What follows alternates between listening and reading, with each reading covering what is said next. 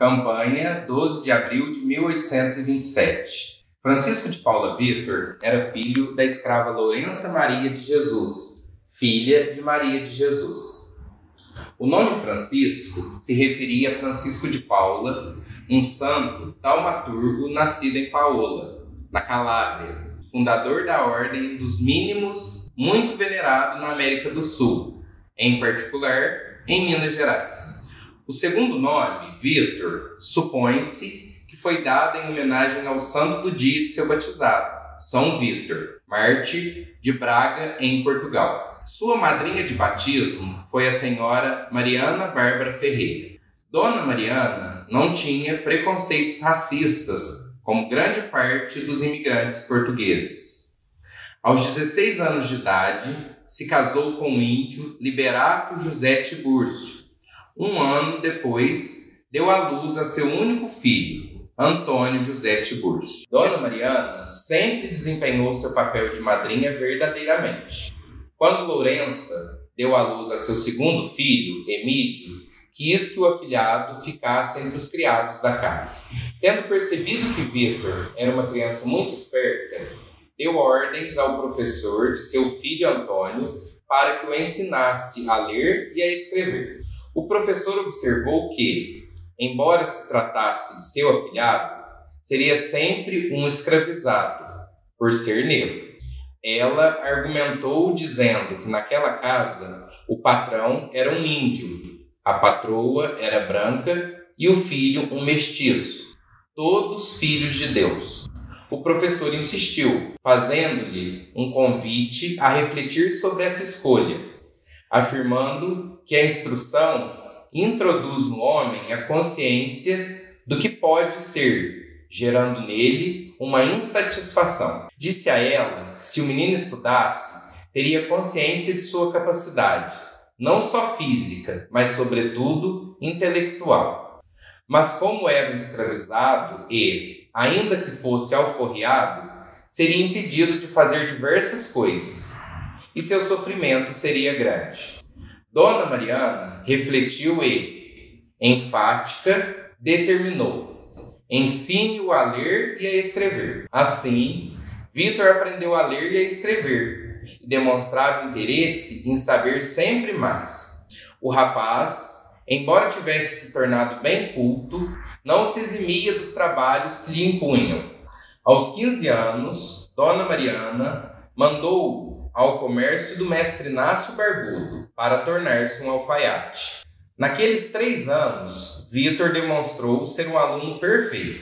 No entanto, desprezo foi o que Vitor recebeu por revelar ao mestre Inácio sua vontade de se tornar um padre. Humilhado, não entendia o tamanho da comoção por revelar seu desejo. Sua fé e confiança haviam desaparecido. Foram-lhe retiradas a esperança e a ilusão de um sonho. Vitor ainda tentou argumentar, de forma respeitosa, dizendo que na igreja havia as imagens de São Benedito de Palermo e Santo Antônio de Categeró, que foram escravos e tornaram-se freis e depois santos. Mestre Inácio, com aquelas explicações que Vitor havia dado, sentiu-se diminuído aos olhos dos empregados, como se eles considerassem ignorante. Ferido em seu orgulho e tomando aquela atitude como uma ofensa, o golpeou furiosamente.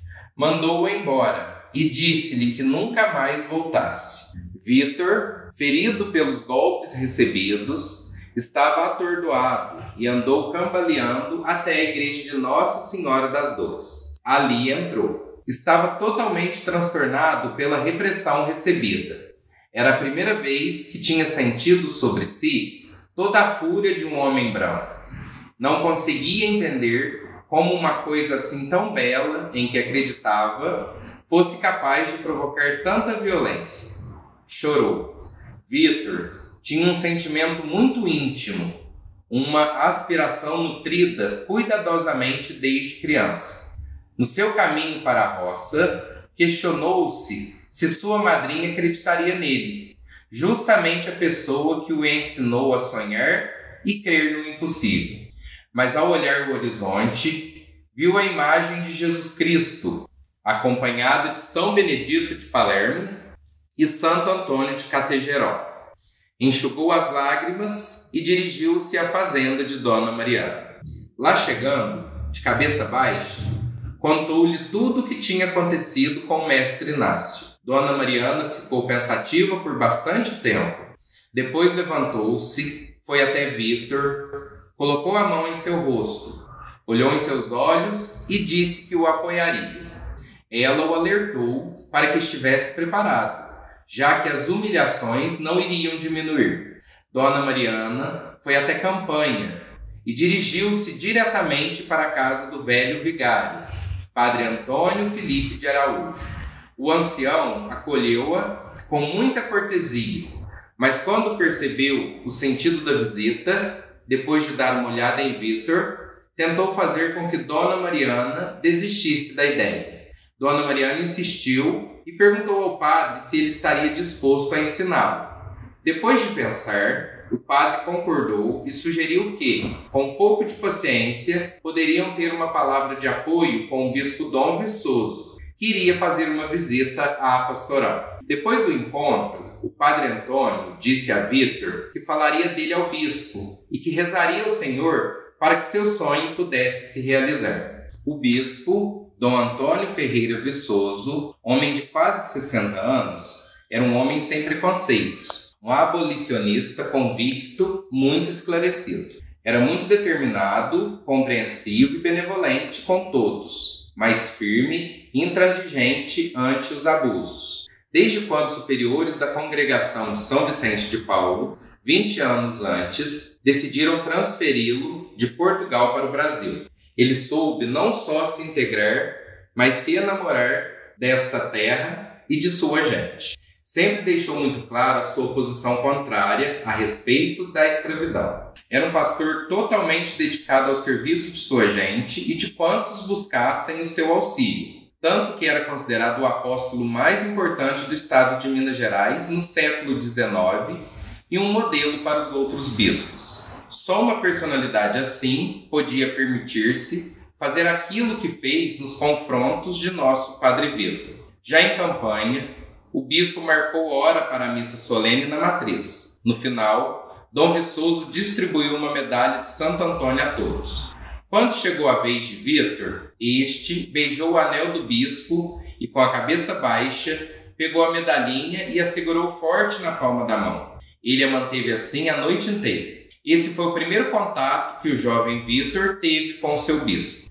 No dia da reunião, Dom Viçoso escutou com atenção e interesse aquilo que Dona Mariana dizia, olhando de vez em quando para Vítor, que permanecia de cabeça baixa durante a conversa. Padre Antônio disse que naquele mês pôde ver pessoalmente quanta vontade e determinação tinha o jovem, pronto para enfrentar qualquer sacrifício para tornar-se padre.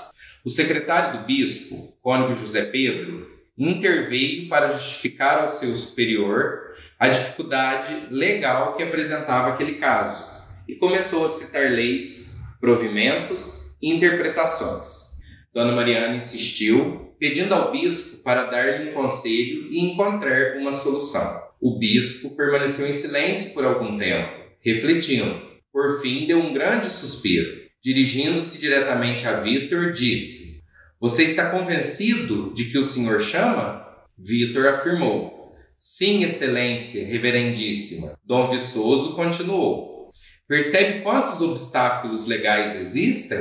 Essas não são pedras, são montanhas, mas montanhas podem ser superadas.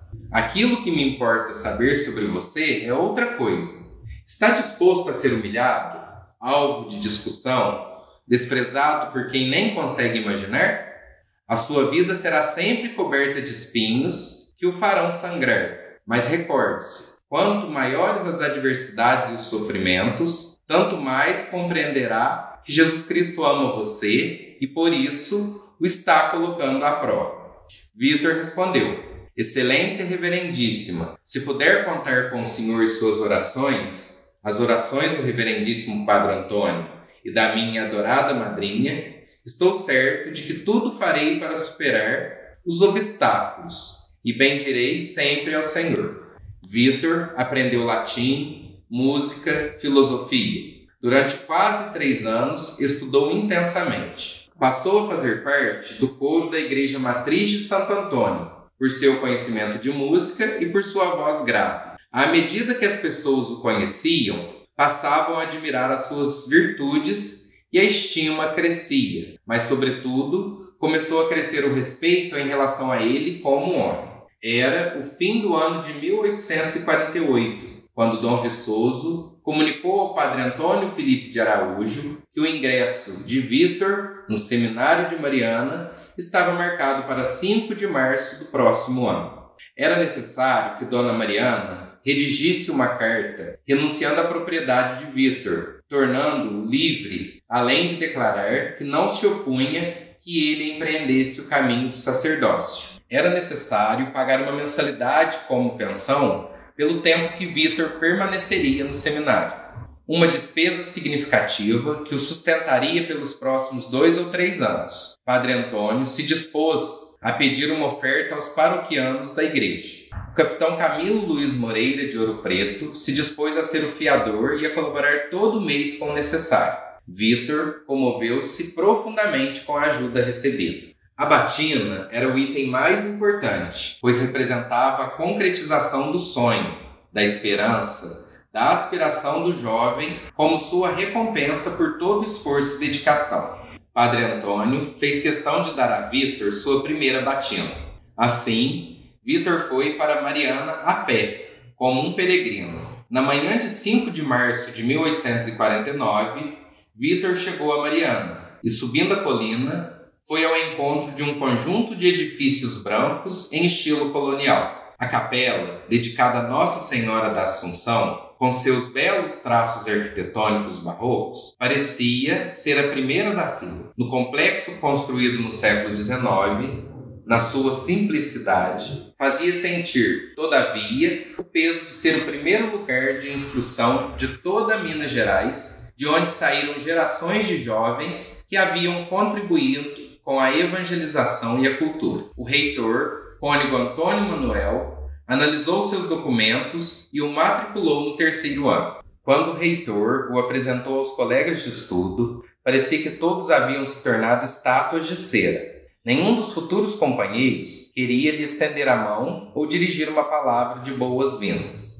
O prefeito do alojamento levou-o a um quartinho bem apertado. A essa altura, todos já sabiam que aquele homem se sentaria com eles para estudar, a fim de tornar-se um sacerdote. A notícia não foi bem aceita. Sugeriram falar com o reitor para pedir esclarecimentos ao bispo. O superior disse-lhes que nada poderia fazer porque tinha ordens de Dom Viçoso em pessoa. Começaram a tratá-lo como um escravizado colocado ali ao serviço deles e lhe davam ordens. Isolado no alojamento e na classe, olhado sempre com superioridade, repreendido na mínima coisa, essa era a vida cotidiana que, segundo os colegas, deveria conduzir Vítor a desistir. No dia da vestição da batina, que deveria ser para Vítor o dia mais especial, foi o contrário, um momento amargo. Suportou o desprezo de todo tipo e escutou frases e referências extremamente ofensivas. O reitor procurou convencê-los a ter um comportamento e um linguajar mais apropriado para um irmão, um filho de Deus que apenas possuía a cor da pele diferente da deles. Vítor apenas rezava e algumas vezes à noite chorava em silêncio e repetia a si mesmo: Vítor, fique firme, não desista agora. Se desistir, o seu sacrifício de sua madrinha terão sido em vão. E assim, repetia as palavras ditas pelo bispo: a sua vida será sempre coberta de espinhos que o farão sangrar. Mas, recorde-se, quanto maiores forem as adversidades e os sofrimentos, tanto mais entenderá que Jesus Cristo ama você e por isso está o colocando à prova. As provações, ele mesmo as imprimiu sobre a pele para poder ter diante dos olhos a cada momento da jornada. Assim, aceitava tudo como uma prova que o tinha submetido o Senhor para reforçá-lo. No entanto, a preocupação começou a impregnar não só no ânimo do reitor, mas também dos assistentes e do corpo docente, a ponto de achar oportuno informar Dom Viçoso. O bispo escutou em silêncio, agradecendo as informações. Disse que pensaria sobre tudo o que havia ouvido. Pediu para falar com o seminarista Vitor em particular. Vitor saiu revigorado daquele encontro com o bispo, como se tivesse recebido uma energia nova, de modo que, quanto mais os seus companheiros se demonstravam intransigentes e rancorosos, tanto mais os enchia de atenções. Uma manhã, a proclamação do Evangelho foi particularmente favorável. Falava de quando Jesus lavou os pés de seus discípulos. Dom Viçoso, que naquela ocasião celebrava a missa aos seminaristas, parou e olhou um a um no rosto. Nós não estamos nos tornando sacerdotes. Vocês não se tornarão sacerdotes para serem servidos, para se transformarem em senhores. Nós não somos semelhantes aos duques, aos marqueses, aos potentes deste mundo. Nós, portanto, não pensamos nem agimos como eles. Quem dentre vós quiser ser grande, faça-se vosso servo. Quem quiser ser o primeiro entre vós, seja o servo de todos. Esta é a essência de nosso sacerdócio. Recordem bem, portanto, quem quiser ser grande entre vocês, faça-se servo de todos. Nos seminaristas do alojamento do terceiro ano, veio rapidamente à mente a imagem de Vitor. Como havia previsto Dom Viçoso, o tempo mostrou-se senhor de tudo. A paciência, a tenacidade e, sobretudo, o exemplo de Vitor fizeram o melhor. Muitos companheiros tornaram-se seus admiradores e os mais teimosos passaram a respeitá-lo como ser humano. Somente para os estudantes do terceiro ano, próximo ao final do ano acadêmico, por volta de outubro de 1849, se aproximava a possibilidade de começarem a receber a tonsura e as ordens menores. O reitor, Antônio Manuel de Figueiredo, apresentou ao bispo Dom Viçoso a relação dos possíveis candidatos, entre eles o seminarista Vitor. O secretário de Dom Viçoso, cônego José Pedro, indicou ao reitor as fórmulas e procedimentos para resolver todo e qualquer impedimento canônico. Vitor se apresentou e submeteu-se aos exames de gramática latina, de música e canto, de cerimonial, de tudo quanto está regulado nas várias cerimônias do ano litúrgico e das horas canônicas, e, por fim, de francês. Os examinadores escreveram que a prova estava superada e o candidato fora admitido a receber as ordens menores do hostiariato, leitorato, do exorcizato, do acolitato e a primeira das ordens maiores, o subdiaconato. A notícia foi comunicada pelo reitor em pessoa. Um aplauso geral se fez ressoar no alojamento. Vitor chorou.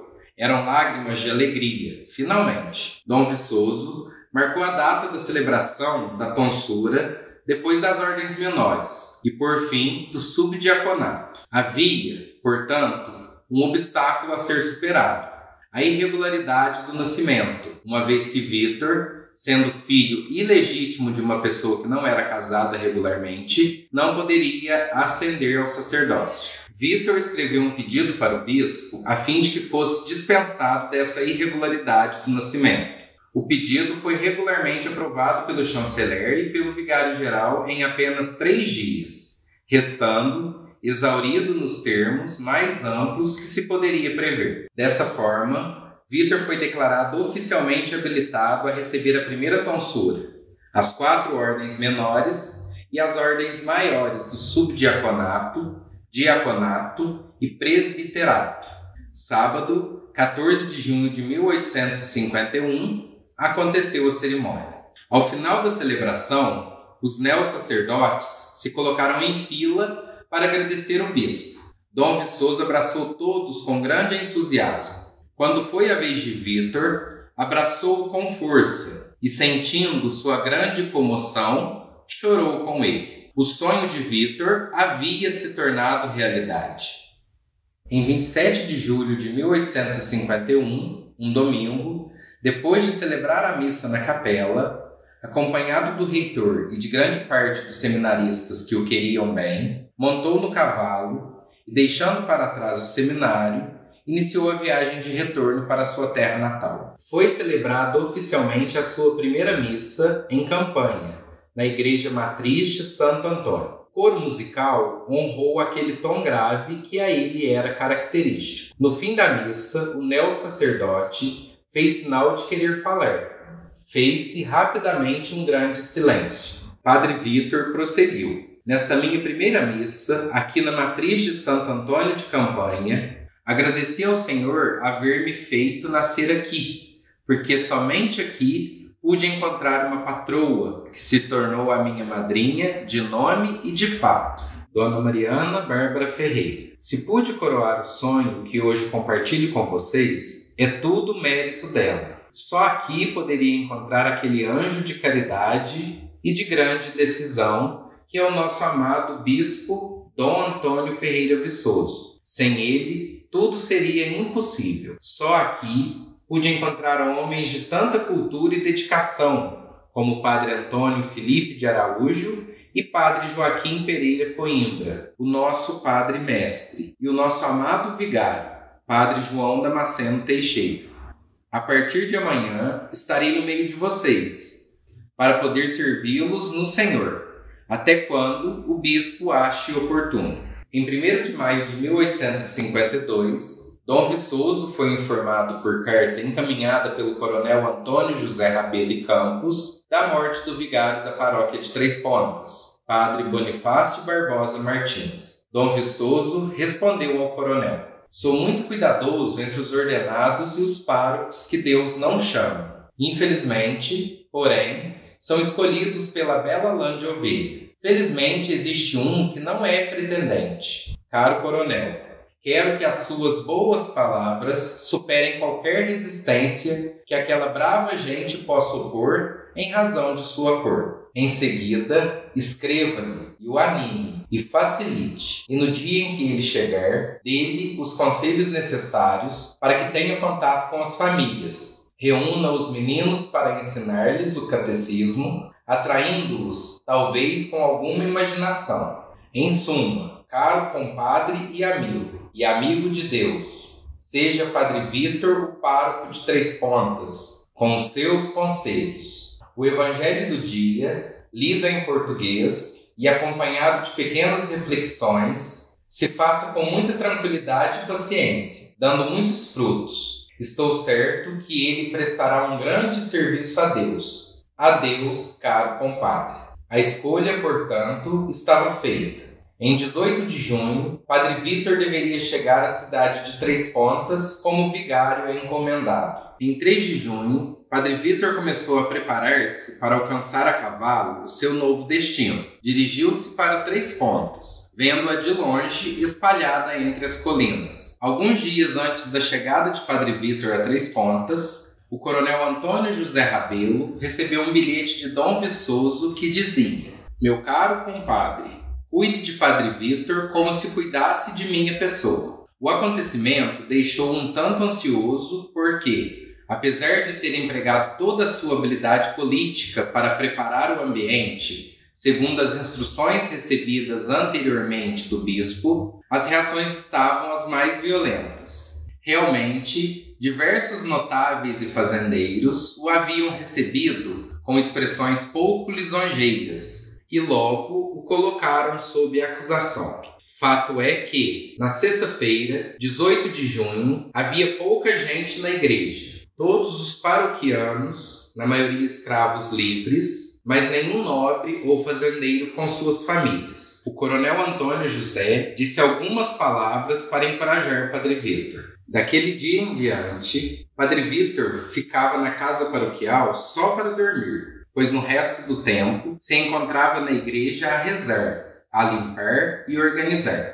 Quando se aproximava alguma pessoa, perguntava se havia alguém doente e onde morava, a fim de poder visitar e levar uma palavra de conforto. Como já era previsto, ficou rodeado bem rápido dos mais curiosos, as crianças. Montado a cavalo, percorria fazendas e roças para celebrar matrimônios, batismos e funerais. As pessoas começaram a notar a sua devoção ao apostolado perante todos, sem nenhuma distinção, e a sua humildade não se confundia com a incapacidade ou a submissão. Ao contrário, Destacava-se sempre mais a sua determinação. Demonstrava dia após dia ser um homem generoso, jovial, feliz de sua escolha de vida, mas ao mesmo tempo transmitia autoridade e dignidade. Além das crianças, aqueles que começaram a procurá-lo foram os mais pobres e necessitados, motivo pelo qual alguém notou rapidamente que aquele padre possuía uma característica muito forte. Não tinha apego ao dinheiro nem a bens materiais. Padre Vítor era extremamente caridoso. Sempre que recebia alguma quantia de pessoas mais abastadas, doava tudo, sempre que um necessitado lhe pedia ajuda. Padre Vítor estava sempre rodeado de crianças, rapazes e moças. Para mantê-los ocupados, ensinava o catecismo por 1 hora. Começou a organizar algumas aulas para alfabetizar aqueles que eram excluídos da escola por serem negros ou escravos. Rapidamente percebeu que quase todos estavam nesta situação. Depois das aulas, pensou na necessidade de um pouco de diversão. Assim, passou a ensinar todos a cantar. O repertório era bonito e amplo, repleto não só dos cantos religiosos, mas também populares. E depois do canto, naturalmente, a dança. Um dia, alguns daqueles moleques, junto com os instrumentos musicais rudimentares, trouxeram também uma surpresa, uma menina. Ela estava sozinha quando a encontraram em uma estrada de terra. O padre não encontrou outra solução senão levá-la para a casa paroquial e deixá-la aos cuidados de Rosa, que cuidava do lugar, até que alguém aparecesse para buscá-la, o que nunca aconteceu. Padre Vítor a batizou com o nome de Ana Rosa. Ele e Rosa foram seu padrinho e sua madrinha. A iniciativa do padre de ensinar os meninos a cantar e a dançar foi motivo de algum elogio, mas sobretudo de fortes críticas. E não eram poucos. Entre os nobres e fazendeiros, a julgar aquele modo de ser do pároco em relação aos necessitados como uma ação desleal contra eles. Mas Padre Vítor não dava ouvidos, convencido de que aquilo que estava fazendo era bom. Também começava a pensar seriamente em repetir a sua experiência pessoal em cada um daqueles rapazes e moças, porque somente a educação permitiria o homem, de qualquer cor, tomar consciência de sua própria dignidade. As pessoas pobres, muitas delas brancas, começaram a ser conquistadas pelo seu comportamento, pela paciência, pela disponibilidade e pela completa dedicação ao próximo. Todos, indistintamente, sabiam que se a casa paroquial ficasse repleta de alimentos, roupas, dinheiro, rapidamente se esvaziaria de tudo em favor dos necessitados. Domingo, 23 de maio de 1858, dia de Pentecostes, terminada a missa solene, Padre Vítor, acompanhado dos coroinhas, dirigiu-se até a fonte batismal para fazer um batizado. Quando se aproximou dos pais para perguntar como deveria chamar a criança, eles de uma só vez responderam: Vítor, como o senhor vigário, em sua honra, padre. Assim, esperamos que seja bom e generoso como o senhor. As pessoas começaram a afeiçoar-se a ele, e aquele foi o primeiro Vítor de tantos Vítors durante o seu longo ministério, até os dias de hoje. Padre Vítor estava empenhado em alguma coisa que reputava de grande importância, não só para a paróquia, mas para toda a comunidade de Três Pontas. O padre convidou para que fossem até a casa paroquial numerosas personalidades da cidade. Fez uma pergunta que deixou a todos surpresos. Perguntou quem deles estaria disponível a colaborar com ele para criar na cidade uma escola de formação. Explicou, assim, como se a necessidade tivesse nascido daquela experiência que começou recolhendo os meninos e alfabetizando-os. Disse que sua preocupação era oferecer uma instrução e formação adequada. Somente assim poderiam contar com futuros homens, cidadãos, bons cristãos. Desta forma, a juventude seria educada e estimulada a um melhor conhecimento das diversas disciplinas. Este era o caminho para preparar o futuro das pessoas e de nossa terra com fé. Aberta a discussão, ocorreram seguidamente outros encontros, até quando se conseguiu delinear o que deveria ser o Colégio Sagrada Família. Com o consentimento unânime, Padre Vítor foi nomeado diretor do colégio.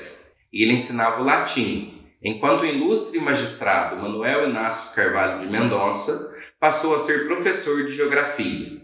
O médico Manuel Joaquim Bernardes passou a ensinar francês e o engenheiro José Antônio de Mesquita a matemática. Estabeleceu-se que as aulas teriam início no ano escolástico de 1861, no local da casa paroquial, até a construção de um edifício mais adequado. E assim começou a funcionar o Colégio Sagrada Família, por mérito de Padre Vítor. Encontravam-se lado a lado filhos de famílias nobres e ricas e filhos de famílias humildes, admitidos gratuitamente. Em pouco tempo, o colégio começou a assumir o lugar de primeiro plano em todas as comemorações, não só religiosas, mas também civis, nas quais estavam sempre presentes sua orquestra e sua banda. A escola conseguiu alcançar alta consideração pela organização, pela direção e por seus professores, quase competindo com o famoso Colégio Caraça dos Padres da Missão. Formaram-se no curso humanístico do colégio futuros homens de cultura, entre eles o Monsenhor João de Almeida Ferrão, primeiro bispo de Campanha, e o cônego José Maria Rabelo, que sucedeu a Padre Vítor como pároco de Três Pontas. No livro de matrícula do terceiro ano do curso de magistério, aparece uma síntese dos anos que vão de 1895 a 1908. A escola, nesse período, diplomou 140 professores, com uma anotação importante, isto é, os alunos não eram somente de Três Pontas, mas também de outras cidades de Minas Gerais e vizinhas do Rio de Janeiro. Em suma, a iniciativa de Padre Vítor se revelou determinante para a cultura da cidade e do território trespontano. E de sua ação educativa surgiu o amor à instrução e ao gosto artístico que se encontra nesta região. Nas tardes de sábado e nas festas, a casa paroquial e as salas do colégio estavam sempre iluminadas e animadas com música. Havia dança. Era sempre Padre Vítor que promovia as festas, participando da alegria dos meninos e jovens. Durante os períodos de férias, convidava companhias de teatro profissional e organizava a apresentação de peças sempre nos locais da casa paroquial e do colégio, aberto a todos. Padre Vítor era um vulcão sempre em atividade, e naquele período havia também outro pensamento, um desejo herdado de sua grande devoção por Maria: construir uma bela igreja paroquial, porque aquela em uso era a capela original construída sobre o terreno doado pelo capitão Bento Ferreira de Brito, em 1794. A oração e o amor pela Mãe de Deus eram seu alimento para sua grande força, que era a paciência, o acreditar firmemente nos sonhos,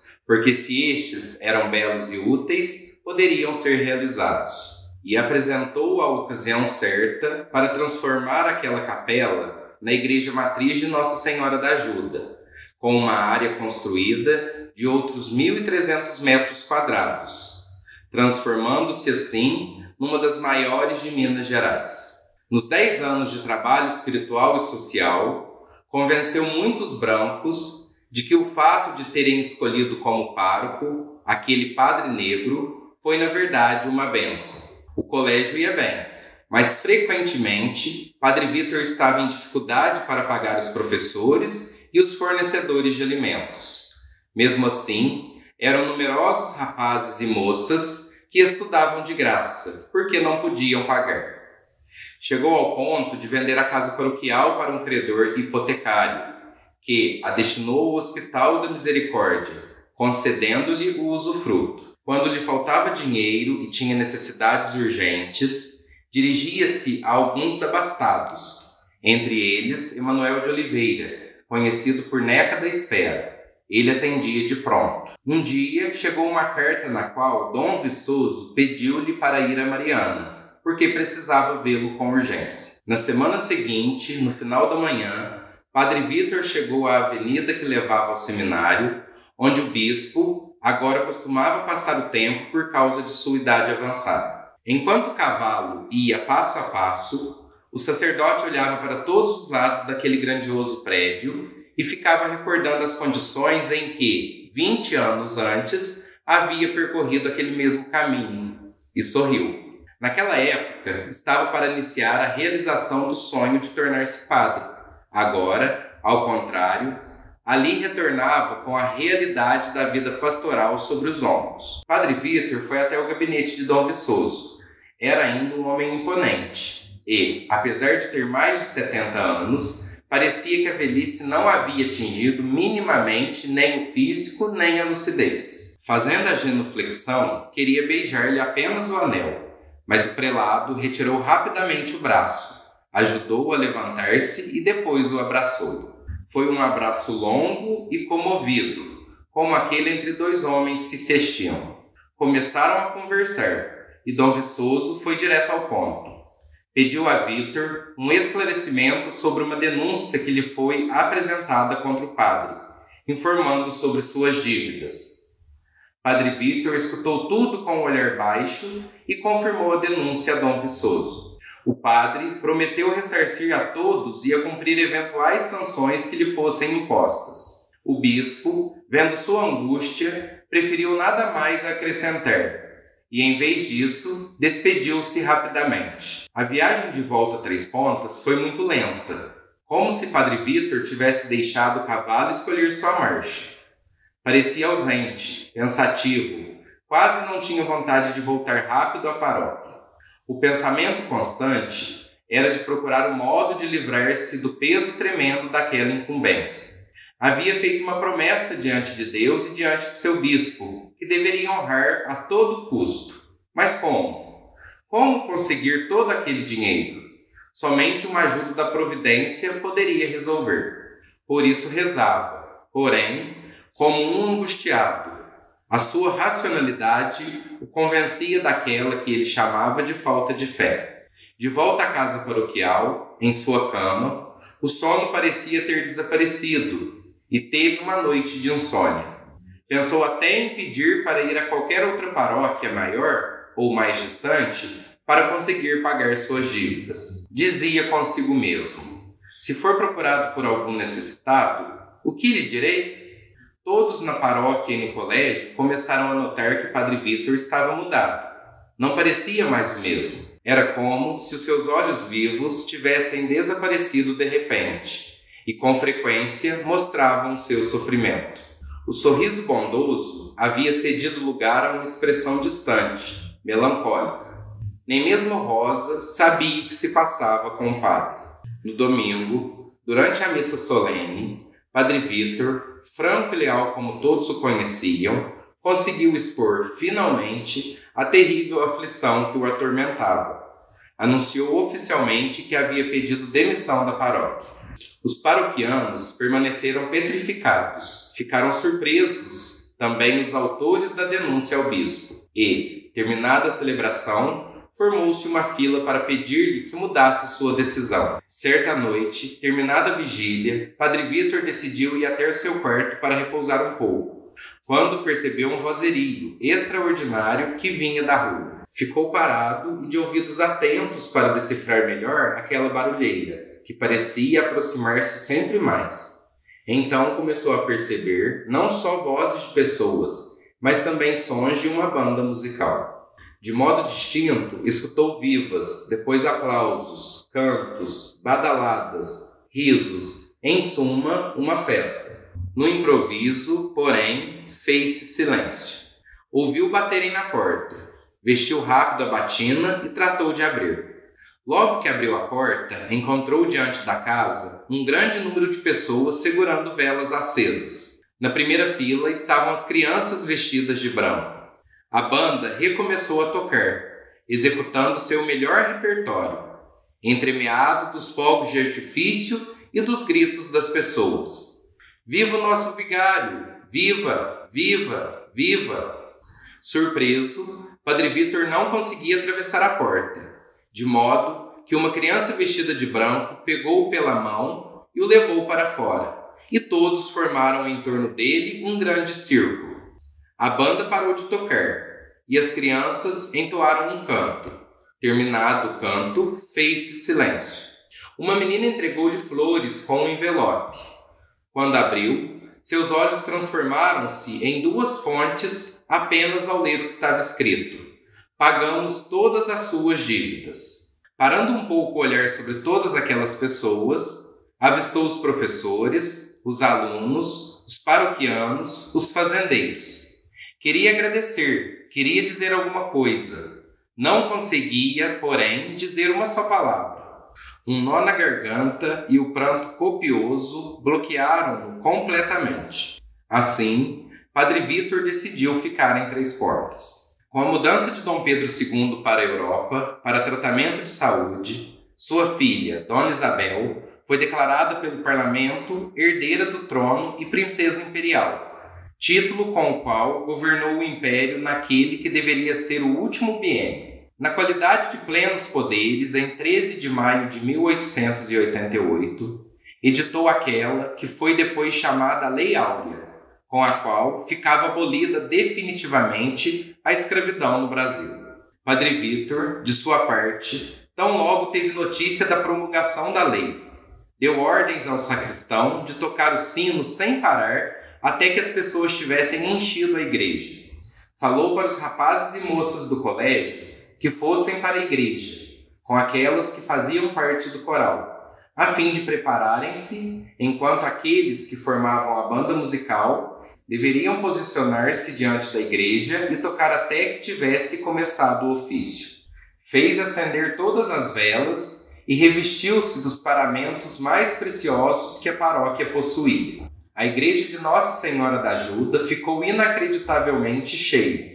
Terminado este hino de agradecimento, Padre Vítor voltou-se para os fiéis e, com lágrimas nos olhos, disse: Filhos meus, considerem o 13 de maio como uma jornada para a recordação perpétua. Foi um grande dia, maravilhoso. É o dia de pedir ao Senhor para que neste nosso grande país ninguém mais seja escravo. E nos lembraremos sempre em nossas orações da princesa imperial Dona Isabel. Recordaremos dela sempre como a nossa Redentora. As lágrimas escorreram pelo seu rosto e não conseguiu dizer mais nada. Todos participaram de sua comoção. A Lei Republicana de 1893, que reformou o ensino em Minas Gerais, equiparava as escolas oficiais do Estado às escolas normais fundadas em cidades que preenchessem os requisitos exigidos. De acordo com o Padre Vítor, reorganizaram o Colégio Sagrada Família para fazê-lo tornar-se escola normal, sendo assim equiparada àquelas escolas oficiais do Estado. O velho pároco estava feliz de ver que a sua fundação benemérita, naqueles anos, fez crescer ainda mais o seu prestígio, paradoxalmente, ao fechar. O objetivo tinha sido alcançado e deveria ser iniciada uma nova fase. Essa transformação foi completada exatamente por aqueles alunos que se formaram anos antes. Por isso, não teve nenhuma hesitação em ceder gratuitamente o colégio e colocar à disposição, sempre gratuitamente, todos os cômodos da casa paroquial como residência para os alunos da escola que não tivessem condição de pagar uma mensalidade. Em setembro de 1894, os paroquianos de Três Pontas tornaram a insistir com a autoridade eclesiástica diocesana a fim de que se dignasse a conferir a Padre Vítor o título de cônego da Catedral de Mariana.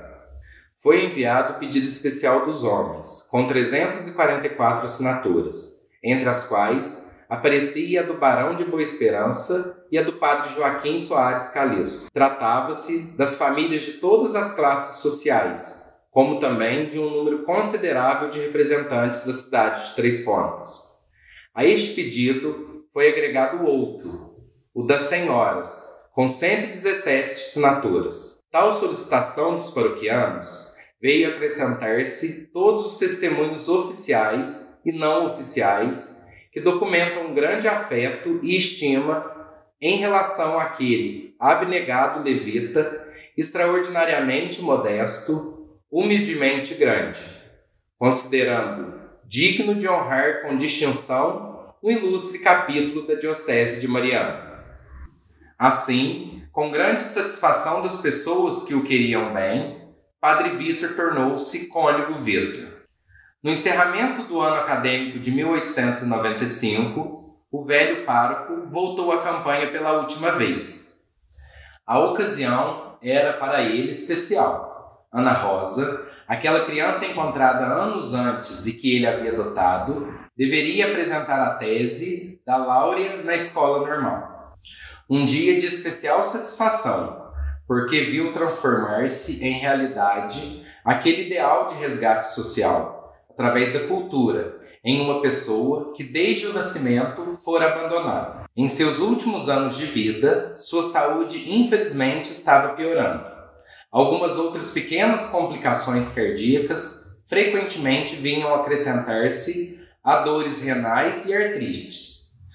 Não conseguia ficar na cama, exceto quando as dores o impediam de andar sozinho alguns passos. Em 1º de fevereiro de 1901, Padre Vítor teve um AVC, com paralisia da parte direita do corpo, o que o impedia de escrever. Sentindo aproximar-se sua morte, recebeu os sacramentos do Padre José Maria Rabelo, seu coadjutor, que foi ajudá-lo nos últimos anos de sua vida. Morreu em decorrência de um AVC, às 4 horas da manhã de 23 de setembro de 1905, com 78 anos de idade, depois de ter exercido, por 53 anos, o seu ministério sacerdotal em Três Pontas. O encarregado de anunciar oficialmente as notícias importantes cavalgou pelas fazendas e roças para avisar as pessoas. A afluência foi tal que o corpo ficou exposto por 3 dias. Permaneceu na recordação o perfume que exalava. Os sacerdotes das paróquias vizinhas compareceram todos para o funeral, que foi celebrado às 4 da tarde do 3º dia. O número de participantes era tal que foi necessário fazer um longo percurso pelas estradas até chegar à igreja de Nossa Senhora da Ajuda. A procissão com o féretro deu a volta na praça, depois voltou para a igreja, onde Padre Vítor foi sepultado à esquerda, vizinho à porta principal. Em 1962, quando a igreja de Nossa Senhora da Ajuda, construída por Padre Vítor, foi completamente modificada para assumir o aspecto atual, o seu corpo foi exumado para ser colocado em uma capela. Em 12 de junho de 1998, foi realizada a segunda exumação por ocasião da abertura do processo complementar de canonização. Foi feito o reconhecimento e o tratamento dos ossos, e em 28 de junho daquele ano, os seus restos mortais foram colocados na capela, onde se encontram até hoje. Em 13 de maio de 2011, os teólogos da causa dos santos, em Roma, analisaram a vida e as virtudes de Padre Vítor. Após parecer favorável, em 10 de maio de 2012, o Santo Padre, o Papa Bento XVI, o declarou venerável. O passo mais importante aconteceu em 14 de novembro de 2015, quando Padre Vítor se tornou um bem-aventurado, passando a ser cultuado na diocese onde viveu, no caso de Campanha. Ele recebeu o título de beato através da cerimônia realizada em Três Pontas, onde foi lido o decreto de beatificação pelo cardeal Ângelo Amato. A Lei 22.857, de autoria do deputado Dalmo Ribeiro, instituiu a Comenda Padre Vítor, visando homenagear o Padre Francisco de Paula Vítor e condecorar personalidades de instituições que se destacam na área social, cultural e educacional, contribuindo direta ou indiretamente para a construção de uma sociedade mais justa, igualitária, solidária e cidadã, seguindo o exemplo de Padre Vítor. Em seu aniversário de morte, romeiros de todo o Brasil vêm a Três Pontas agradecer as bênçãos alcançadas por intermédio de Padre Vítor, o anjo tutelar da cidade. Os três-pontanos têm muito carinho, respeito e devoção pelo padre que mudou sua história. Ele deixou um legado de caridade, resiliência, persistência, paz e fé. Também deixou uma herança de cultura e educação, sendo estas fundamentais para a modificação e evolução de toda e qualquer sociedade. Padre Vitor de Três Pontas, nobre amigo intercessor, vem, acolhe o teu povo, que celebra o teu louvor. Ao nosso Deus queremos louvar, pois maravilhas em seu servo realizou. Francisco Vitor, nosso anjo tutelar, bom sacerdote, por Cristo se doou.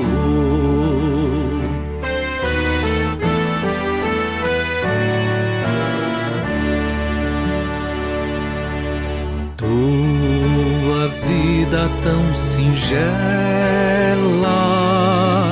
em campanha começou. Foste filho de escrava, no amor te educou. Ao nosso Deus queremos louvar, pois maravilhas em seu servo realizou. Francisco Vitor, nosso anjo tutelar, bom sacerdote, por Cristo se doou.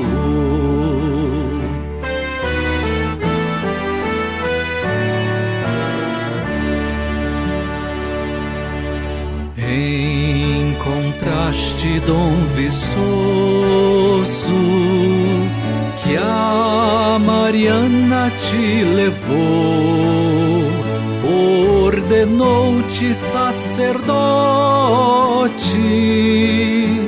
pra Três Pontas te enviou. Ao nosso Deus queremos louvar, pois maravilhas em seu servo realizou.